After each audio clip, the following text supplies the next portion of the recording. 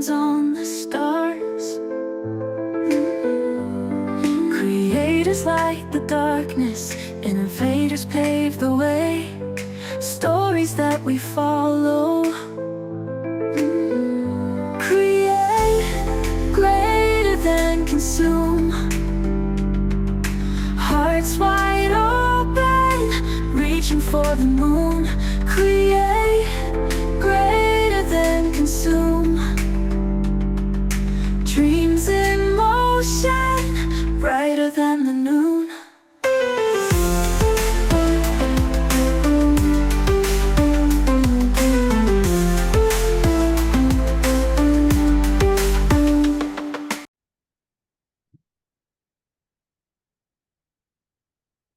Hello and welcome to today's episode of Create and Consume, the podcast where we dive deep into the minds of innovators, creators, and other other folks who are building and shaping up the future.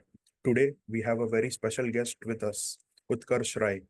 He is a visionary founder of Emodev.tech. Utkarsh is a trailblazer in the realms of AR, VR, and other interesting stuff like metaverse. He is also a passionate hackathon enthusiast, and he is currently working on a AR VR project called as Heaven's Estate for Build Space Season 5. It promises to revolutionize property and interior design visualization through cutting edge use of AR and VR technology. Welcome to the podcast. Utkarsh, we are really happy to have you here. Hey, thanks, Omkar. I feel grateful to be here. Like just after graduating from college, I'm here on a podcast. It's a big thing for me. We are really excited to have you here. And with that being said, can you please introduce yourself briefly and take us through your personal journey? Sure. So, hi everyone. I am Utkarsh. So I come from Prayagraj, Uttar Pradesh, India. I'm born to a very humble family. My father is in Ayurvedic physician. So I just completed my engineering degree from JP University, and I'm a computer science graduate. Apart from that, I am very much into the VR and AR world. For now, you guys will be knowing the Apple Vision Pro, spatial computing thing. So I'm into that. And apart from that, I have a hobby for photography and acting. And I have been in my drama society for college, and I was a secretary over there, so it was a big thing for me. Apart from that, in my technology or in my professional lookup, I'm a part of Asterix agency. It's a new startup. I'm working as a developer for them. Apart from that, I'm working on my own startup in the background, EmoDev. So what we do is that we provide services uh, in accordance with the VR and AR, like whatever service you need. And apart from that, we are working on some specific products, like just like you said, Heaven Estate. So it's a VR AR platform for marketing for real estate builders, where they can visualize their projects to their users. That Yeah, that's that is awesome.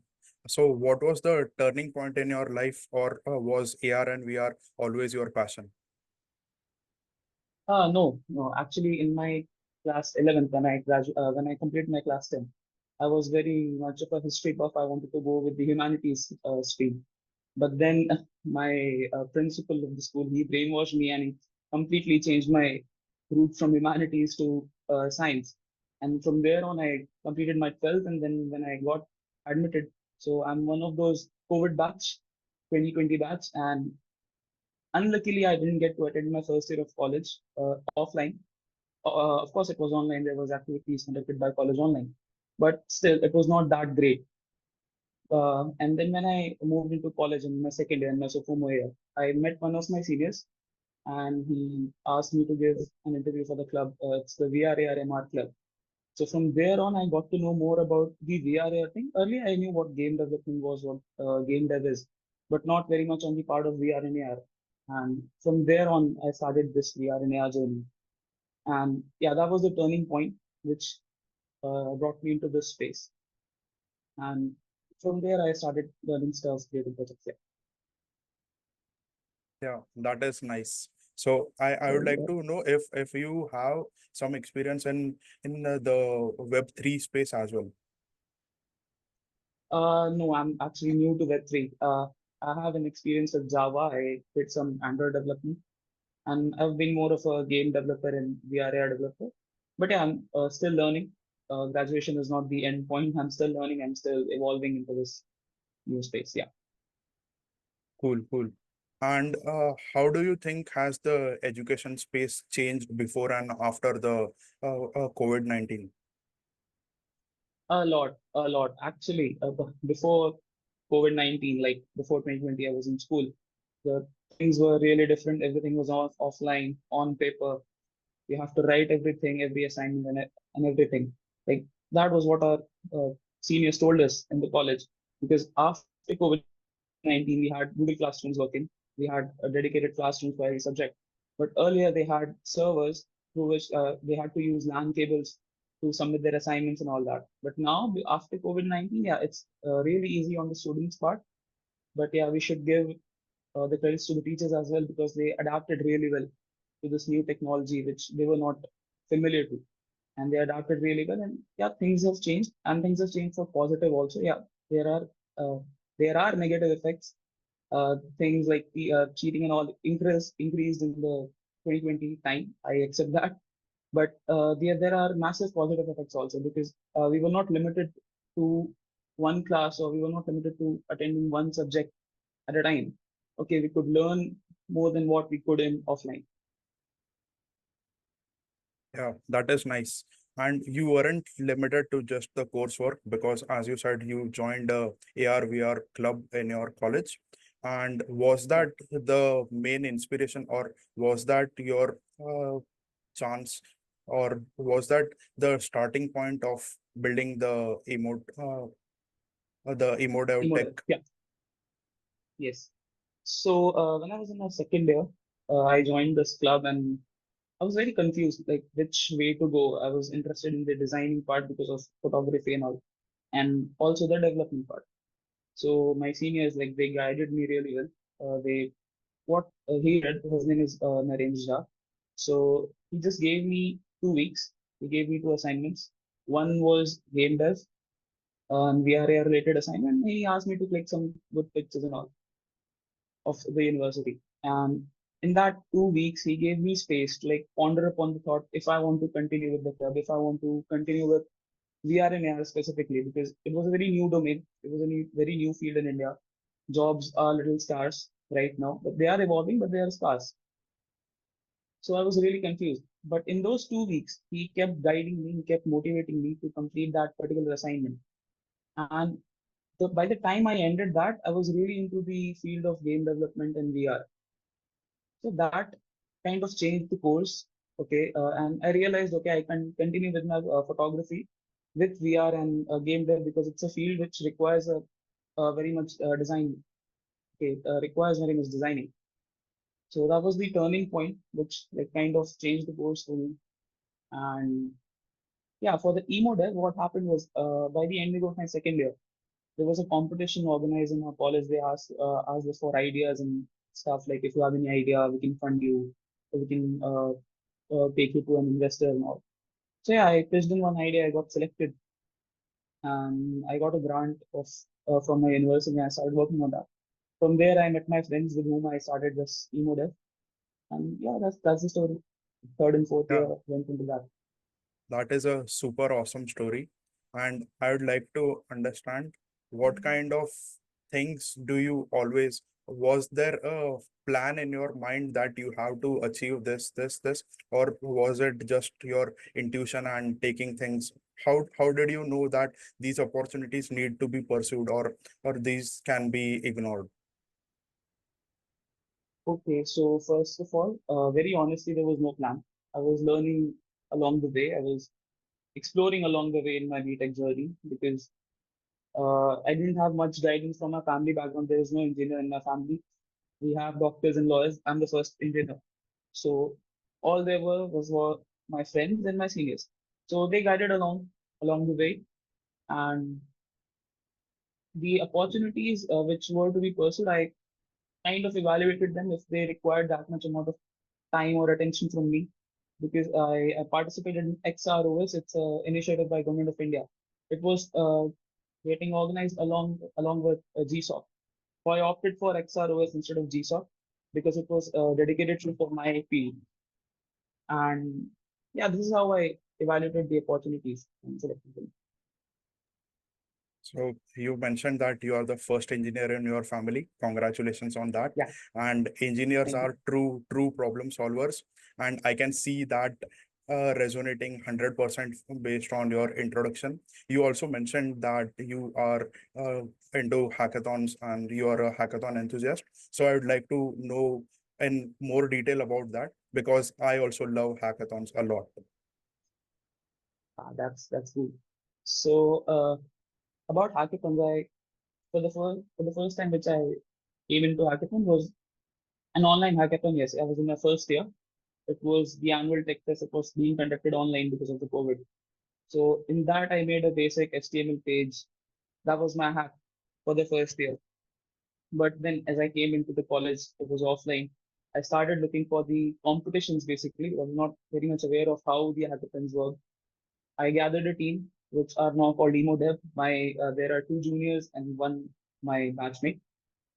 So we started looking for hackathons for competitions and we started participating in them. I participated in the SIH. I cleared the university level. But unfortunately, my the idea number that got dropped in the final selection. Then after that, I did participate in some small hackathons. But the biggest one will happen in CIS in Delhi. They have their hashtag every year going on. So I was part of hashtag 5. I went there with my team and we worked on the indoor navigation idea. So it was there in my mind, like, because there is no GPS in the indoors, right? So we could use AR for navigating from point A to point B in the indoors. So we created the indoor navigation thing for them, and we luckily won that hackathon. That was the my first prize. Okay, that was the first winner for me. Before that, I was second or runner up. So from there, I kept on participating in hackathons. And the thing I like most about hackathon is because it gives you time, it gives you space of mind where you can work on any idea you've been thinking about. And because it is limited by time, you complete that. So the thing which you are not doing in for last 3 weeks or for 1 month, you can do that in 2 days. So that also shows you your true potential and it evolves you as a person totally. Absolutely. You mentioned a lot of cool projects, hackathon projects like your indoor positioning system. I have also been solving similar problems in my engineering days when I worked on those projects. So we also used like passive RFIDs and grid of RFID central and connected it to databases so that they could pop up the student's location when they are in the premises of the college. So yeah, Yeah, that seems like a cool project to do, and it is really cost efficient, cost effective as well. Another thing which I would like to highlight for the viewers of this podcast who might not know of acronyms, SIH is Smart India Hackathon, and it smart is enough. in India's open innovation model. It is a great attempt at finding youngsters or finding engineering college students who really want to build on awesome stuff. And I have participated in it from 2017, 2018. I had been a mentor to it as well. So yeah, it is really heartwarming That's to great. find other people who had participated in it as well. So yeah, that is super cool. Moving on to Thank you. the current project, which is Heavens and Heavens and Tech. Some Have a nice day. yeah, Heaven Estate. Can you can you explain about it in more detail so that everyone understands what it is and how are you applying AR VR to this? Okay, so the idea of having a state, it also came from an hackathon only.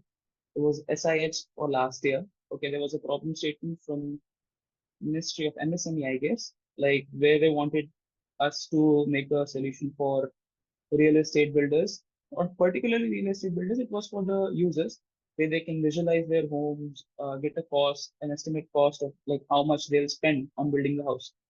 So from there it came, uh, but I could not participate in the further rounds because of my internship and I didn't have that much time. So, but yeah, I thought of pursuing the idea. I kept on like going forward because of the time constraints. But in this build space S5, I got the time for 6 weeks. So the basic idea is that think of yourself as a real estate builder for now. Okay, and I'm your user. So we are sitting cities apart, right? And if I want to have a look at the project, what you will show me? You can show me cool 3D videos, 3D photographs. Okay, there will be videos and photos basically, right? Or a website where everything is mentioned, or a page. So I thought of like, why not we can give an extra dimension to it, to AR. I did a project regarding this only in my second year. So I started applying it, and we came to the final thing is that you as a builder register yourself and you give your models, your designs, whatever you have regarding your houses. So there are two parts. The first part is AR, the second part is VR.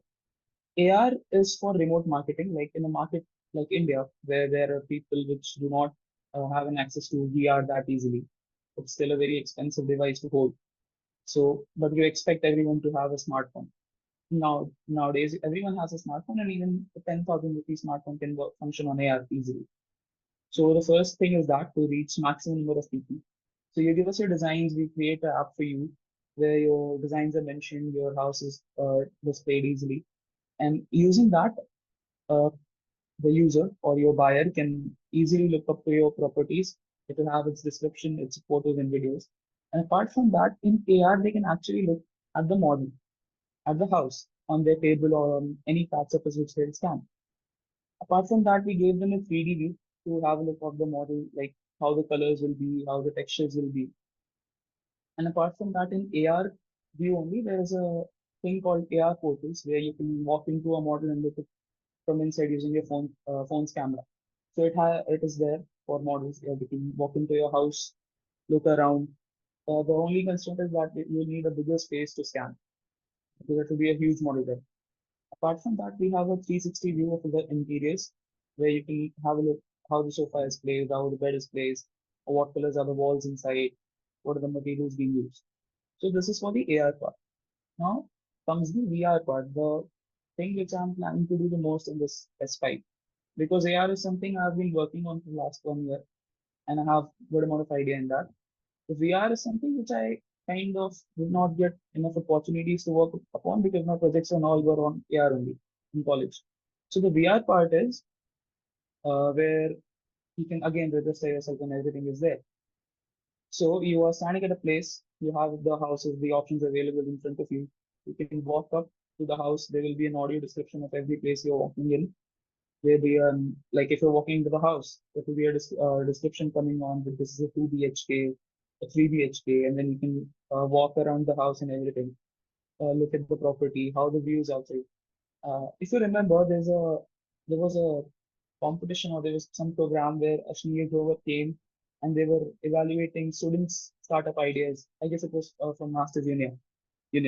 And there he made a point for this same kind of idea that when a person goes to buy a house or buy a property, they don't only look at the house, they also look at the locality, how the things are around it, okay, because that matters also. So to solve that, we are trying to use the geospatial data. We'll place the actual area around the model, and then when you look outside the window, you look at the actual area. How is it in front of that? If there's a marriage hall, or if there's a parking lane, or whatever it is. So we solve that using it. And the next part of it is that you also contribute. Like as a builder, you have your sales team, right? You don't want the software to do everything. You want your sales guy to do something. So they can join in this app session using a multiplayer technique. Okay, we are planning to use a multiplayer technique in it, and they can pitch in their ideas. They can pitch in their product, their house, alongside the VR model. Yeah. That sounds like an interesting idea. Are there any other cool competitors who are disrupting in the real estate space? Yes, there are competitors. There are competitors with the VR space most. Most of them are in the VR, and there are a few in the AR space, but they particularly work for some clients on their architectural visualization, not for the real estate builders and specifically in the housing thing. They are for more often like large scale visualizations. They are in that. Okay, so what plan do you think you'll do differently to capture or to compete with those? Okay. So I forgot to mention this earlier. I went to an IDE boot camp, Innovation Design Entrepreneurship boot camp. It was conducted by Government of India in Bhopal. So I got an opportunity to be there, and we learned a lot of things. But the most amazing thing I learned is that if you want to enter a space, if you want to enter any market, and there is already a big player, you tap in the niche markets. Okay, you tap in the places where they are lacking, and you build upon that. You enter your space, you create a market for yourself, and then you start competing in them gradually. So similarly, we'll be starting with small scale builders. We'll try to get them on board first because they are the ones lacking the most. Okay, yes, there are services for huge companies and like NPM and all, but we'll be trying to tap in the small builders first with the AR. And if we are successful in that, then we can continue with the VR thing. Yeah, that is reasonable. The AR VR technology is exactly very close to a dream. So how like a lot of people might not know the intricacies or the loopholes or how it is that it does it have any limitations or what are some of the biggest challenges for you as a disruptor in a very niche or a very emergent field like AR and VR? So one of the biggest challenges is explaining the tech to the people, like who are not very tech savvy. Like if I'm explaining it to you, you'll get it because you're a tech savvy, you're in New Zealand. But explaining this because the first thing is ये हो सकता है क्या? I went to my professor and I was working on my minor project and I explained him the idea with the first presentation. And the only question he asked is, okay, yeah, the app is good, yeah, the design is good. ये बन सकता है क्या? मुझको ऐसा दिखेगा सामने because they don't trust it very easily. So that is one of the biggest things. And yes, the limitation is also there. For Androids, some low scale mobiles, they don't support AR. We have to look for the like correct versions, the correct mobile phones. And as for the VR, I told you it's very expensive here in India. Yeah, there are some cheaper versions coming out. There are HMDs where you can place in your mobile phone and experience VR, but that's not complete the real VR. The Oculus experience is what you can call it. They won't be able to compete with that. But yeah, that is the most limitations I've experienced till now. Yes, I had a similar experience using it in a detective themed game wherein you can find Yeah. clues using the mobile and the Oculus, and that gives you the experience of the whole rooms and where the murderer was or where the suspects are. And you have to, based on clues, you have to find out who is the murderer. So that was a cool game, and Yes. Sounds interacting with interesting. AR VR is very awesome. And I always do not miss any opportunity to get that headset on and I immerse myself into a new virtual world. So if you build something, I would be very excited to check it out, and I would really like to have that headset and watch the buildings that you are modeling right now. Yeah. Thank you. Okay, so now let's come to our next section.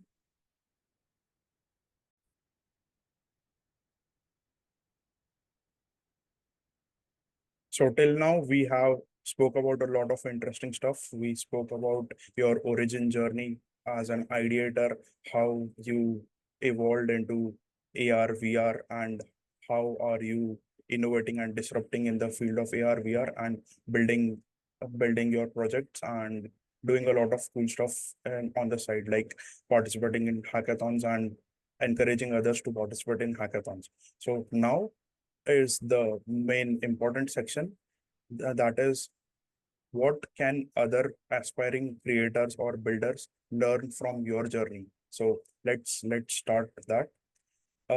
First I would like to ask a very recurrent question or a very recurring question that I ask to a lot of guests, because they are so productive and seem to be doing a lot of stuff. So how it is that you get time, or how do you balance across multiple commitments like a full-time job and doing various other passion projects on the side? Yeah, so yeah, that is one of the most difficult things to be managing your commitments. But yeah, it also matters how much they matter to you, your commitments, right? How much they motivate you to work for them. So what I do is that I cater out days in my weeks. Like if I have to work on a personal project, it's usually on Sundays. Because, one of my friends, like who suggested my name to you, Ashutosh Gupta. So we were in my second year, and he told me it's a very small statement, but it's a very big thing. That Sundays are the days where you beat your competitions, because on a Sunday everyone is lazy. They are looking to like unwind and stuff. But on a Sunday, in that whole day, you can beat them because they are not very much productive.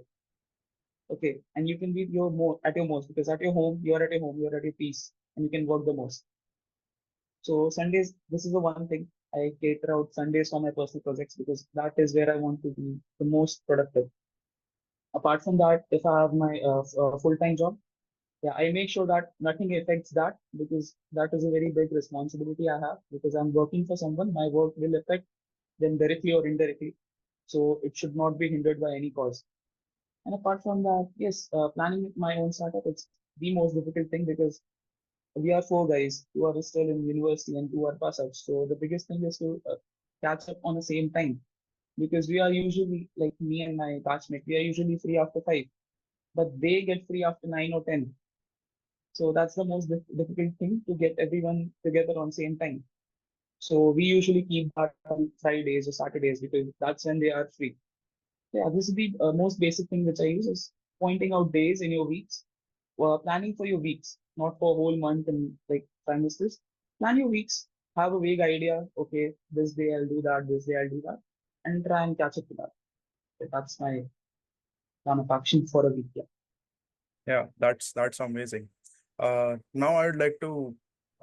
I'm curious about understanding if you're always into work, or do you also have any other activities or hobbies that you have enough time on, and what are those things? Because as work, or always working is also not that great, and it helps to have a hobby and engage into the creative side as well.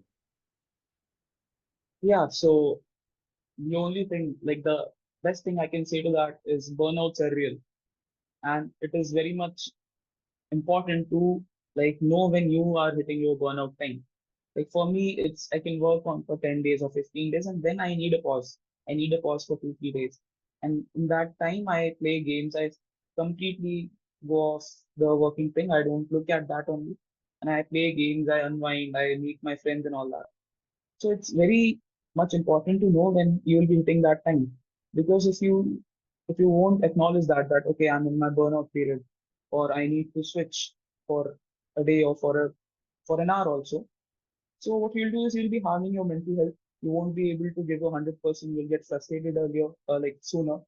Even if a small problem comes up, you'll be like, okay, I don't want to do it. You'll be more close to quitting than completing because of not acknowledging your burnouts. Yeah. And are there any signs that you can see that you are on the verge of a burnout, or how do you detect it Yeah. earlier? So yeah, earlier was that I did the same mistake. I because everyone is very excited or very full of energies in their like starting of their college. They want to just work, explore and everything. They don't want to rest. And I was the same guy. I wanted to explore and explore. And I started getting frustrated actually. After a month and when my offline college started, after a month and a half, when I was in the club, I had my college. I was looking for personal projects. And I was completely working. I didn't have time for myself. The only time which I had to myself was calling my family, my father and my sisters, and talking to them. That was the only me time I'm having. So I started getting frustrated on small things. Like even if someone like kind of pushed me unintentionally from back, I used to get a lot of irritation, feel a lot of irritation, feel a lot of frustration on that. Okay, don't disturb me, that kind of thing. I started looking at things very negatively. Like, even if I'm doing a small project, even if I'm writing a small code, I started to think, okay, what if it doesn't work out? What will be the negative side effects? So yeah, that is something which I look for. If I'm getting too frustrated too early on, then I feel like, okay, I need to switch for an hour. And that switch is usually I take up my camera, I go to some place, do photography, play games, and one of my most favorite switch is doing acting. I go in front of mirrors and start acting out, look for movies to learn more. Yeah, that's my remedies to my burnouts. Yeah, that is so nice to hear because you are actively tackling it and trying to engage into your hobbies. As you also mentioned, you were in a drama club, so you are still keeping the practice of acting alive and indulging in art. So that is a very essential part to engage in hobbies and not let our minds wander too much because overthinking overthinking always gets us to inaction and we can't think much because we are always in doubt, so we can't take clear decisions, and it always helps to pause and zoom out and take mind, make something which we really like and engage in the creative process. So thank you for pointing that out. Moving on, are there any tips or general suggestions for other builders and creators across that you would like to share, taking inspiration from your journey? Yes, there are. The biggest thing, like, if anyone comes up to me and they ask for, okay, how to go upon this project or how to do this and that, the biggest thing I tell them, because I'm a cricket fan, the biggest example I give them is why Virat Kohli is a great batsman. Because he has a good average. It's not that he's scoring centuries every day, right? He scores good 50, he scores good 60s, and that's why he has an average of 50. So it's not that every day you'll be scoring 100 in your professional field as well. Okay, it's not that every day you'll be 100% productive. If what matters is that you take a step every day. Okay, one step at a time. You do 2% of work, you do 3% of work, but you have to keep on working every day. Just keep on iterating on what you did yesterday. That's it. You will have good days, you'll have bad days. Accept them and move on. Okay, don't try and carry the baggage. Okay, that's a very difficult thing for me also to do, but I try and practice that. And the more and more you do, it becomes easier for you. Apart from that, my mentor told this to me, Mr. Siddharth Asthana. He's a GSOC and he's a senior. So he told me, like, I was very much stressed out because I didn't get selected in Exaros, and I was very much stressed out. I stopped working, I left everything, and what's the point of working? Because I worked for that for 2 months and I didn't get selected. And he just told me, okay, you look up to me as a mentor, right? Yes, sir. And he said, okay, you look up to me as a mentor because I give you good advices because I'm doing good. Yes, sir. And then he showed me how much problems he's facing. Okay, so he told me that everyone is in the same pool. Okay, they are facing their problems. Some have big, some have small. Some have big problems, some have small problems. So it's what matters is how you tackle them. Okay, you have to tackle your own problems. Don't look up to other people. Okay, they are getting success sooner than you. Okay, they are getting, you will get there as well. Just keep on iterating, which I just said earlier. Keep on iterating what you did. And having patience is one of the biggest things that you can have, and one of the most difficult things, because when you will be going through your difficult part of life, you will be like, okay, I'll quit, I'll switch. But no, that's the exact same point of time where you have to keep on working, because that's the difficult part, it will go away. And have a faith in yourself, have faith in the process. Just keep hustling. That's the thing I'll like to suggest to you. I'm too young to suggest, but yeah, using my experience for these 20 years of my life, this is what I like to suggest. Yeah, that is some great advice and great wisdom. And I think age is not a clear indication for the level of wisdom or level of maturity that we get because everyone has different varied interest and different varied experiences. So everyone can contribute irrespective of their age or any other factors. With that, I heard a lot of interesting stuff, but it can be boiled down to a few concepts like consistency, discipline, and perseverance. So you also have to be very resilient, because as a lot of time we get rejections, we get to hear no, but we shouldn't lose hope, and we should, when it is that we want to, we think that we should quit, that is the most crucial time to give more force and try it once more. So fall down 6 times, rise up seven. That is something which I really look Yeah. up to as well. And yeah, it is great to see that others also are tackling, or others also are trying to live up with a very perseverance and patience, and trying to be disciplined. But how did you grow up to be a disciplined or a organized person? Because or were you always that kind of organized person? How did consistency and discipline creep up on you? How did that grow? So, consistency. So I was not at all a consistent person. 1 year back, I won't say I'm a very good in consistency now. Also, there are very big spaces where I need to fill in. But the importance of consistency came to me like from like I gave mentioned his name, Siddharth sir. Okay, he taught me what consistency is. He used to take out time in his days where he used to interact with us, have crack some jokes, have good time. But whenever I went to his room, he was working. Okay, he had his time given to his commitments where he used to work, he used to code, and that's from where I learned what consistency is, how important consistency is. Uh, for discipline, yeah, I didn't have to look far. I looked up to my father. Okay, he's 63 years of age, 62 years of age, and still wakes up at 5 in the morning every day, say, doing the same task again and again. And I guess that's what matters you the most. I don't say, I don't know if you heard of it. Uh, Mr. Sunil Chetri, he said one thing that the most difficult and the most important thing to do is to do the boring. Okay, you know it's boring. You know it's not very fun to do, but that is the most important thing to do, to be in discipline. I'm learning, I'm still learning to how to be disciplined. But yeah, it came into my fourth year when I saw him getting the results because of those processes. When I saw my family members getting the results because of being disciplined. So yeah, consistency is a thing I still need to work upon. Because if I'll say I'm very consistent, I'll get a lot of comments from my friends and my family. Okay, you are consistent. Tell us how. So no, that is the space where I have to work a lot. But yeah, being disciplined is something which I've been working very much.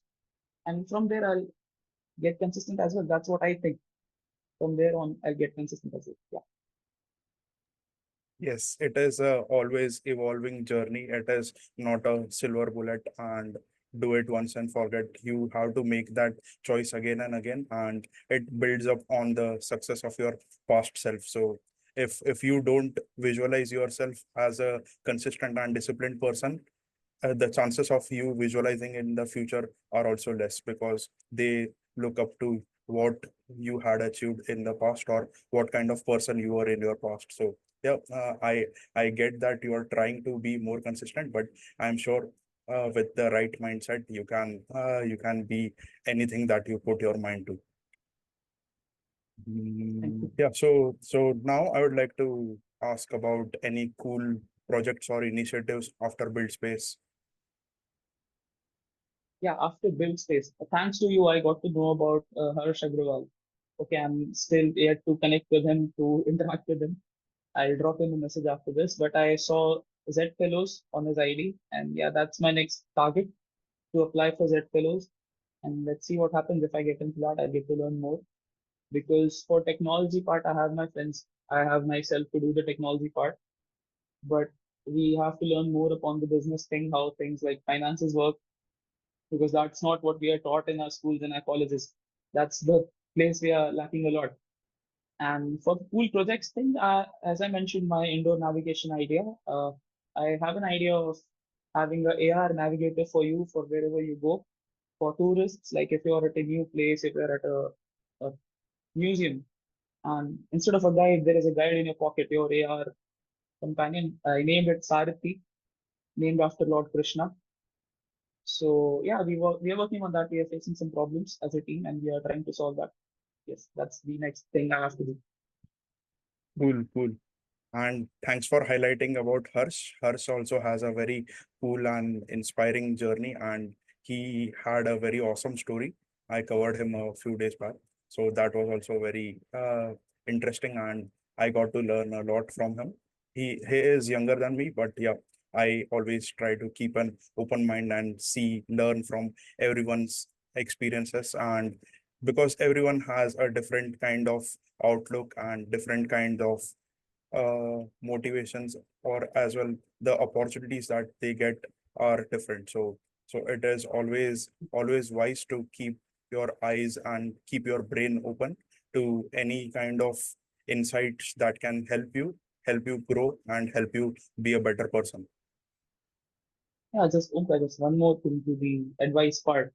I'd like to Hmm. add one more point. This I learned in this the ID boot camp thing. There was one mentor, Mr. Navid Ahmed. Okay, I told him an idea of having a online menu for cafes and restaurants, and I was very much passionate about it. That was my first idea which I was pursuing. So he kind of heard me very patiently. He heard me and everything, and he just told me about a point of being a creator's bias or an entrepreneur's bias, where you get too careful for your idea. It's like your child. Okay, you've built it from 0 to 100, and you don't want to listen to anything to it. Any bad for it? Okay, no, it's not bad. It's the best thing. So it's very important for every creator to have a good critic around it and to listen to it, for being open to ideas, because you have made that thing. It's very difficult for you to see the flaws in it, which any other person will come and tell to you. So be open to it. At least listen and then ponder upon it. What they are suggesting, be open to suggestions. And then he gave me some points which are like really true about that. And it saved me a lot of time. And with time, there's one more thing. Sorry, I have to add one more thing. I planned it earlier. Whenever you are evaluating everything, right? He told me this technique as well, that he asked me how much time and how much have you invested in your idea. I said nothing, not a rupee, because technology we can work on it for free. He said, how much time do you give it? I said 3 hours or 4 hours a week. And he asked me if I earning any stipend. I was earning some stipend. He asked me to calculate by hours how much do you earn per hour. And it came at around 6 or 7,000 rupees. I've already invested in that idea. So look this way. If you're earning, look this way. Okay, I'm giving this much as, which means I'm giving this much money to that idea. I'm giving this much money to that thing I'm creating. Because then your brain will work better. If money is involved, your brain will work better and evaluate better. Even as a student, you can calculate your fee and do that. As a worker, you can do this. Yeah. Cool. We can keep speaking for hours and hours because the topics and the themes that you discuss, they are very exciting, and I am very interested in talking about it, but we are pressed for time. So with that being said, is there any final thoughts that you'd like to share with the listeners or the viewers of the podcast? So the final thought is just trust yourself. Okay. Be open to suggestions, which I just said, but trust yourself, trust your decisions. Uh, Try to mold yourself in the problems that you face. Okay, because most of the time the answers are hidden in that only, the problems you're facing. Most of the time it's the most simplest thing which you're lacking. Uh, just one more example about the CIC hackathon. We were not able to build that particular app some 1 hour before the deadline. And the only thing we were doing wrong is that we were placing the camera in the inverse direction. That's it. We were testing the app. By mistake, I turned that side and the app started working, and I figured, okay, this is the problem. So that most of the time it's one of the most simplest thing which you're lacking. So trust yourself and trust the process. That's it. And let's just make this Indian dream possible together for all my Indian creators, and yeah, for every other creator as well. Yeah. That's so nice and grand and very ambitious. I like it. Uh, is is there any way or any specific platform, or how is it best to reach out to you and connect with you or follow your updates? So the best way is to connect with me on my LinkedIn and Twitter. So I'm most active over there.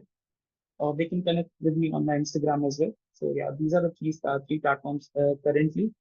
Very soon we'll be launching our website for Heaven Estate and our Emodev as well. Emodev is there, we are updating it.